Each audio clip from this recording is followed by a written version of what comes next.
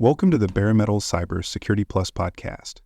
This series helps you prepare for the CompTIA Security Plus exam with focused explanations and practical context. For a companion study guide, check out the Achieve CompTIA Security Plus 701 Exam Success by Dr. Jason Edwards. It is the most concise and complete Security Plus guide on the market, built for busy professionals who want to pass the exam fast and on their first try. You can find this book and others at cyberauthor.me. Risk management is not just about identifying and analyzing threats. It is also about making decisions. Those decisions involve people, limits, and strategy. That is why effective risk governance includes assigning ownership, defining tolerance, and aligning actions with risk appetite. In this episode, we will walk through what it means to assign a risk owner, how organizations define their risk thresholds and tolerance, and how risk appetite shapes business strategy and security priorities. Let's begin with risk ownership. A risk owner is the individual or role responsible for managing a specific risk. This includes monitoring the risk, implementing controls, maintaining the risk register entry, and reporting on status. Risk owners do not necessarily fix the issue themselves, but they are accountable for ensuring that the right actions are taken and that progress is made. Assigning a clear owner to each risk creates accountability. Without an owner, risks often sit on a list without resolution. Ownership turns a theoretical problem into a managed process. The owner becomes the point of contact for updates, decisions, and resource requests related to that specific risk.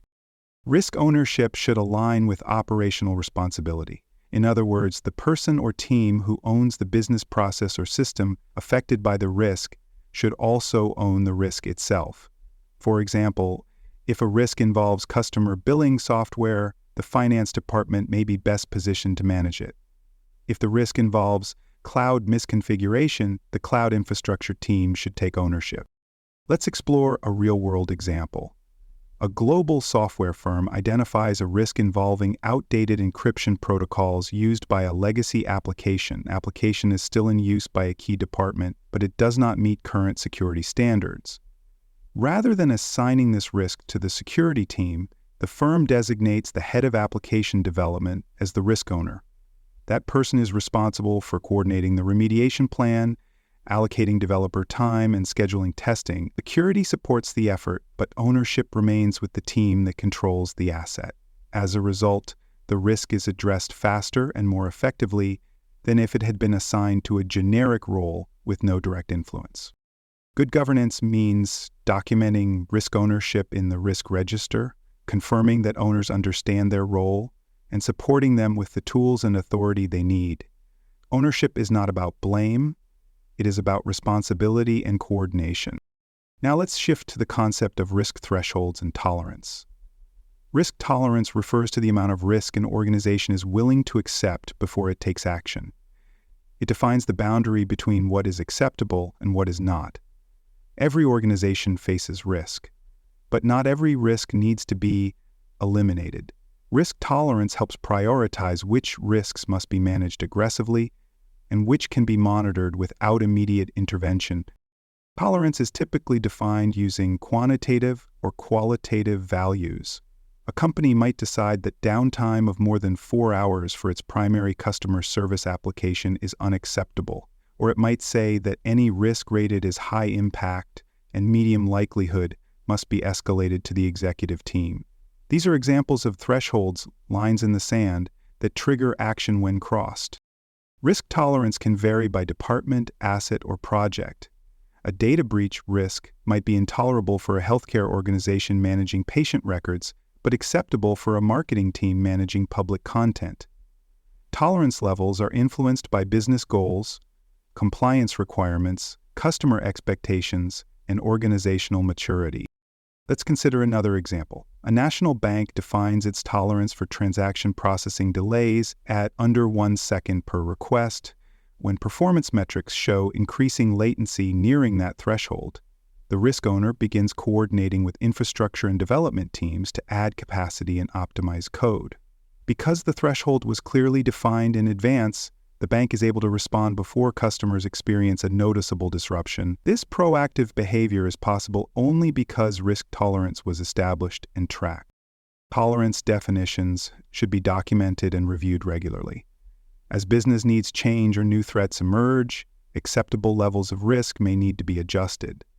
Organizations with strong governance processes treat tolerance as a dynamic concept, not a static rule. And now let's discuss risk appetite. While risk tolerance defines operational boundaries, risk appetite reflects strategic mindset. It is the general level of risk an organization is willing to pursue in order to achieve its objectives. Appetite sets the tone for how aggressive or conservative the organization is in its decision-making and investments. Risk appetite is typically described in one of three ways: expansionary, conservative, or neutral. An expansionary risk appetite means the organization is willing to accept higher risk in exchange for growth, innovation, or market advantage. Startups, research labs, and venture capital firms often operate with expansionary appetites. They take calculated risks in order to explore new opportunities.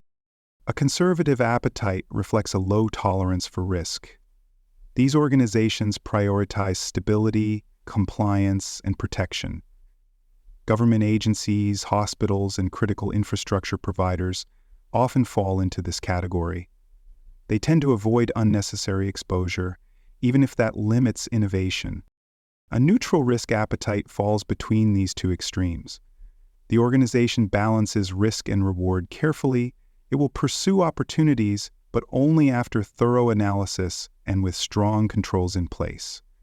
Many mid-sized businesses operate with a neutral appetite.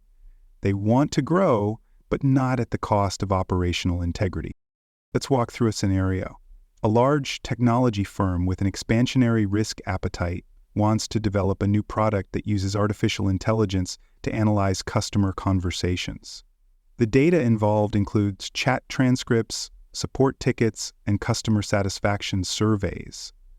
The security team raises concerns about privacy, data classification, and regulatory compliance. After discussion, leadership decides to move forward, but only after implementing strong data anonymization techniques and establishing strict access controls. The organization's appetite allows for risk-taking, but within defined guardrails. That appetite shapes decisions, investment levels, and oversight intensity. Contrast this with a public healthcare provider. Its conservative appetite leads to a decision not to use cloud-based storage for patient information, even though it would reduce costs. The potential risks to patient privacy and compliance with data protection laws are deemed too high. This conservative stance guides not just security policy, but technology selection and procurement as well. When risk appetite is clearly defined, it supports consistency across the organization. Everyone, from procurement teams to developers and senior executives, makes decisions within a shared understanding of what is acceptable and what is not. It also helps explain risk decisions to stakeholders. Investors, auditors, and regulators want to see that risks are not only being tracked, but are being evaluated through the lens of business strategy.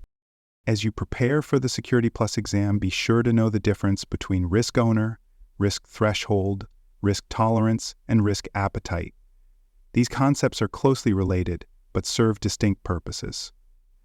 You may see scenario questions where you have to identify who should be responsible for a risk, or what level of risk is acceptable, or whether a decision aligns with the organization's appetite.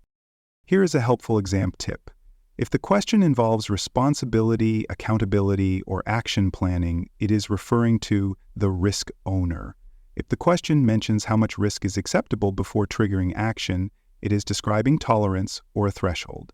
If it discusses long-term strategy, posture, or willingness to pursue opportunity despite risk, it is referring to appetite. Focus on what the question is really asking. Is it about who, how much, or how aggressive? Thanks for joining us for this episode of the Bare Metal Cybersecurity Plus podcast.